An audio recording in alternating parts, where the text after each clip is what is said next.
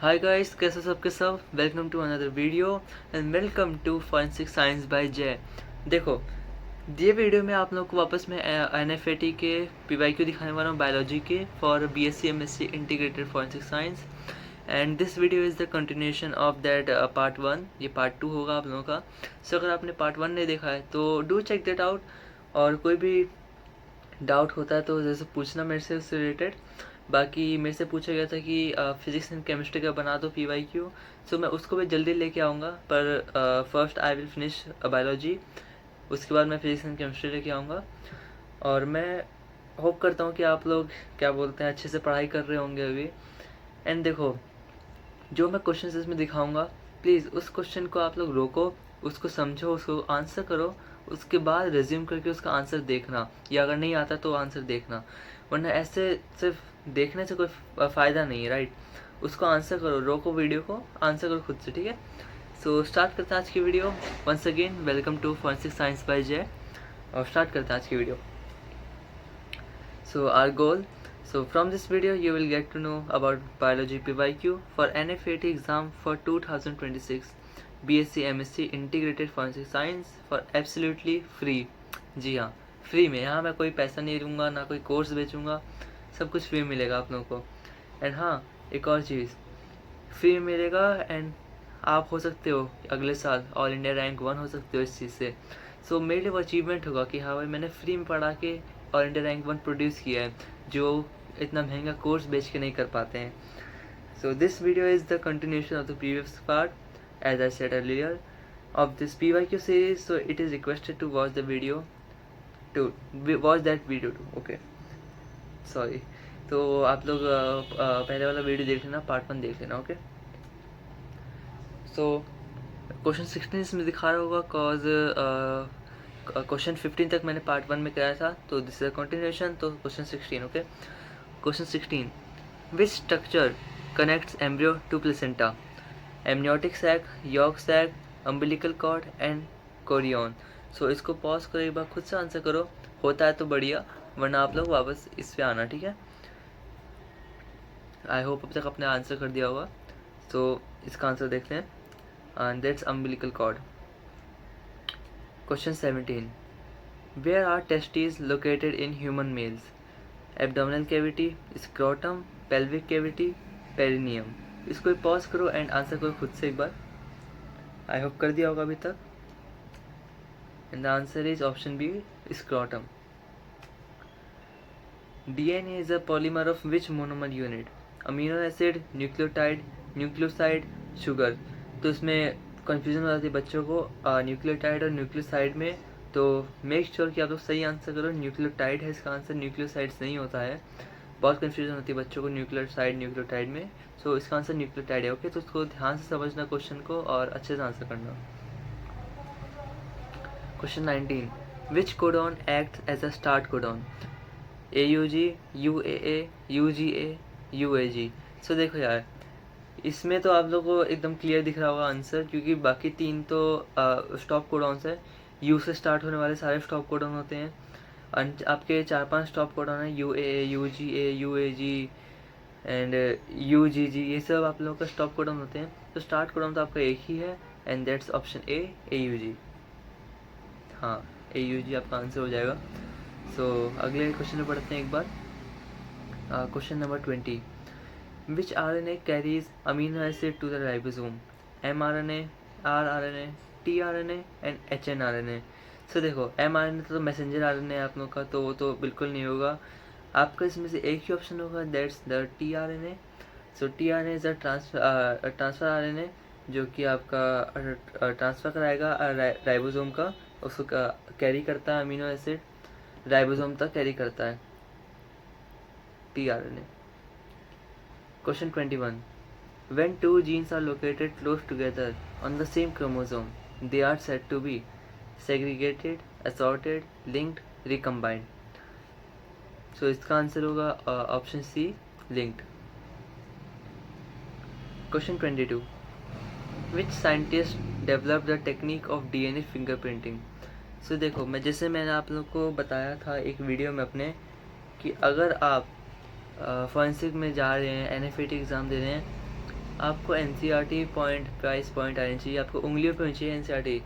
हर एक जहाँ से आपको अगर पूछा जाए कि भाई ये वाला इमेज के बारे में कुछ पूछा जाए तो आपके इमेज तो माइंड में आ जाना चाहिए कि हाँ भाई ये वाला पेज में इस साइड पे ये वाला इमेज है, तो वो आपको आना चाहिए, ठीक है। तो जैसे कि इस वाले क्वेश्चन है, तो ये वाले क्वेश्चन में आपको पता होना चाहिए। सो इसका आंसर आप जैसे कि अभी नहीं समझ पा रहे होंगे, कुछ लोगों को डाउट होगा इसमें कि ये इसका आंसर क्या होगा, कौन किसने डीएनए फिंगरप्रिंटिंग को डेवलप किया था।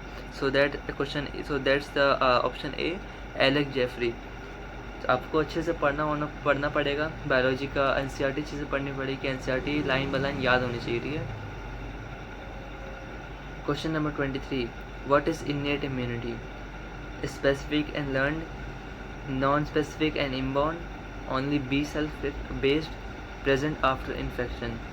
सो स्पेसिफिक एंड लर्न तो आपका वो एक्वायर्ड वाला होता है, ये आफ्टर बर्थ होता है एक्वायर्ड।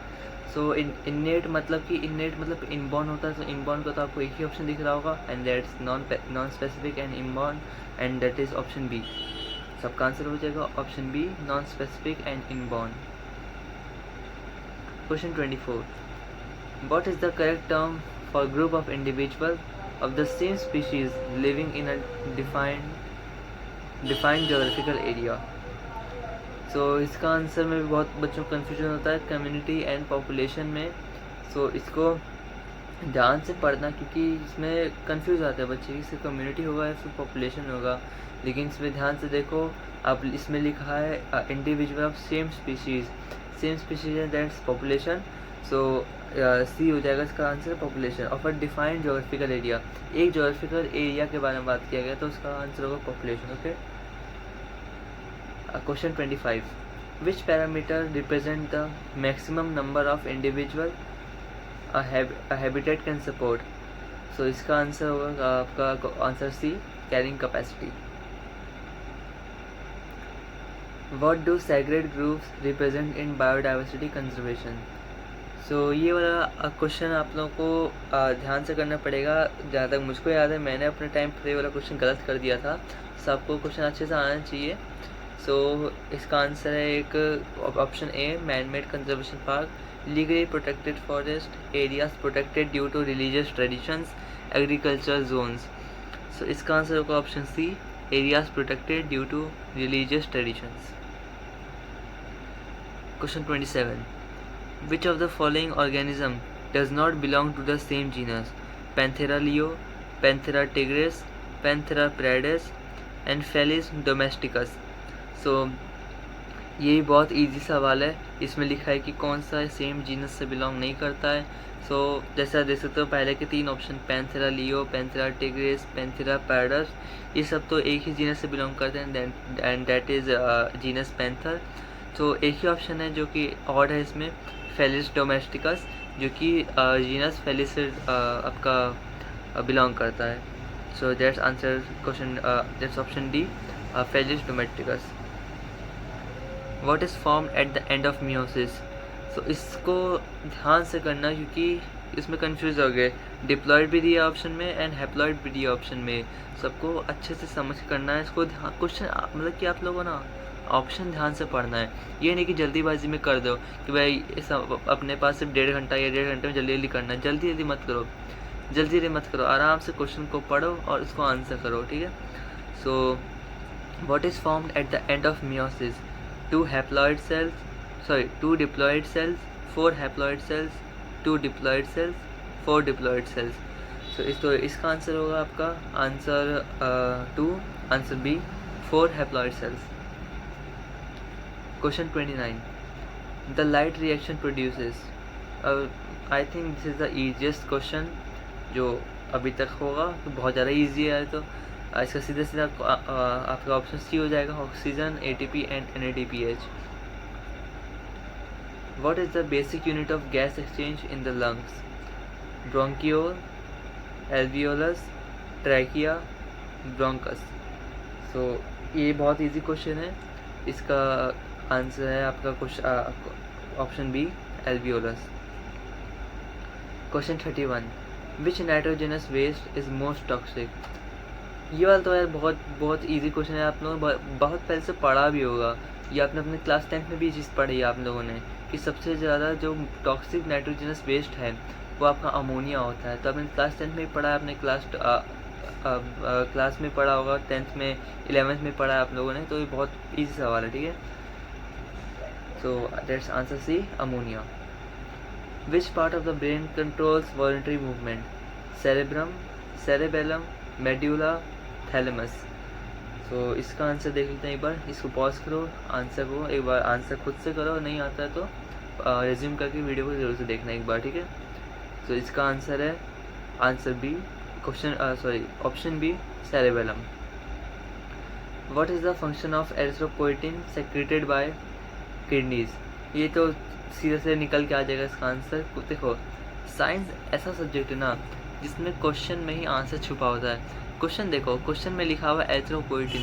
एरिथ्रोपोइटिन क्या है? एरिथ्रो वर्ड आ गया, एरिथ्रो यानी कि red blood cells. Red blood cells सीधा सीधा एरिथ्रो मतलब रेड ब्लड सेल्स है, तो इसका सीधा आंसर हो जाएगा option B, stimulate red blood cell production. बस, थैंक यू। तो बायोलॉजी के PYQ मैंने करा दिया आप लोगों को, मैंने 2 पार्ट में आपको बायोलॉजी की PYQ करा दिए हैं। सो देखो, अगर आपको ऐसा लगता है कि भाई ये ठीक से नहीं कराया, समझाया नहीं, तो देखो मैं समझा नहीं रहा हूँ, ठीक है। मेरा काम समझाना नहीं है, पढ़ना आप लोगों का काम है। आपको पढ़ना अच्छे से, अपना रिवीजन करने के लिए यहाँ पे आओ, ठीक है। मैं बैठ के समझा नहीं सकता ना हर एक चीज़ की आपको, ये ऐसा क्यों है, ऐसा क्यों हुआ, ऐसा क्यों हुआ। आप 2 साल पढ़ोगे ना, 11th 12th आपने पढ़ी है, सो आप यहाँ पे रिवीजन करने के लिए आओ। मैं मान के चलता हूँ कि आपने पढ़ लिया है एंड आप रिवीजन करने के लिए यहाँ पे आ रहे हो, PYQ देख रहे हो, क्वेश्चन सॉल्व कर रहे हो। सो किसी को डाउट ऐसा लगता है कि भाई ये समझा नहीं रहे हैं, ये अच्छा नहीं पढ़ा रहे, तो आपका ये परसेप्शन है। सो मेरे हिसाब से मैं यहाँ पे समझाने के लिए नहीं हूँ। जब समझाना होगा, जो अगर मैं ऐसे वीडियो लेक्चर्स लाऊंगा तो ज़रूर से आपको बताऊंगा, पर ऐसा मेरा कोई वो नहीं है कि मैं आपको यहाँ पे समझाऊँ, क्योंकि भाई ये फिज़िक्स केमिस्ट्री एंड बायो है एंड NFAT में बहुत बेसिक आता है। आप जाके नीट लेवल का पढ़ लो, कोई दिक्कत नहीं है। पूरा यूट्यूब पे एक फिज़िक्स केमिस्ट्री बायो पढ़ा है, तो फिज़िक्स केमिस्ट्री बायो पढ़ा के मेरा कोई फ़ायदा नहीं। तो यहाँ पे मैं आप लोगों को सिर्फ PYQ कराने वाला हूँ एंड क्वेश्चंस कराऊंगा NFAT से रिलेटेड। एंड हाँ, ये जितने भी क्वेश्चंस इस चैनल पे मिलेंगे आप लोगों को, इस चैनल पे जितने क्वेश्चंस होंगे, सारे के सारे क्वेश्चन जो होंगे उनका डिफ़िकल्टी लेवल NFAT जैसा ही होगा। NFAT का डिफ़िकल्टी लेवल जो है वही इन क्वेश्चन का डिफ़िकल्टी लेवल है, ओके। सो ऐसा मत सोचना कि भाई तो बहुत ईजी क्वेश्चंस है और ये इस तरह क्वेश्चन आते हैं क्या NFAT में, मेरे को लगता नहीं ऐसा आएगा, ऐसा आएगा। सो आता है, ठीक है, आता है। सो बस, थैंक यू, आपका बहुत बहुत शुक्रिया अगर आप वीडियो के लास्ट तक बने हो तो। एंड कुछ दिन वेट करना, कुछ दिन बाद आपके लिए मैं फिज़िक्स की PYQ लेके आने वाला हूँ। So if you attended this session till last, you will be the next all India rank 1 for NFAT 2026। और अच्छी बात है, अगर मेरे वीडियो देख के, मेरे PYQ से, मेरे क्वेश्चन से अगर आप ऑल इंडिया रैंक 1 आते हैं अगली बार, अगले साल 2026 में ऑल इंडिया रैंक 1 आते हैं, that's the biggest achievement for me कि मैं किसी एक बच्चे के लिए भी इतना मेहनत करके, मतलब कि मेहनत सबके लिए कर रहा हूँ मैं, लेकिन कोई एक बच्चा भी अगर ऑल इंडिया रैंक 1 आता है ना या टॉप करता है, so it will be achievement for me, okay. So thank you everyone इस सेशन के लास्ट तक बनने के लिए। फिज़िक्स केमिस्ट्री के मैं PYQ लेके आने वाला हूँ कुछ टाइम में ही। सो जाओ आराम से पढ़ाई करो एंड आपको अगली वीडियो में मिलता हूँ। एंड वीडियो पसंद आई हो तो अपने NFAT एस्पिरेंट से शेयर करना, एंड डिज़र्विंग हो तो सब्सक्राइब करना, वरना मत करना, कोई प्रॉब्लम नहीं है। लाइक ज़रूर से करना इस वीडियो को, ओके। सो बाय बाय, अच्छे से पढ़ो, टेक केयर।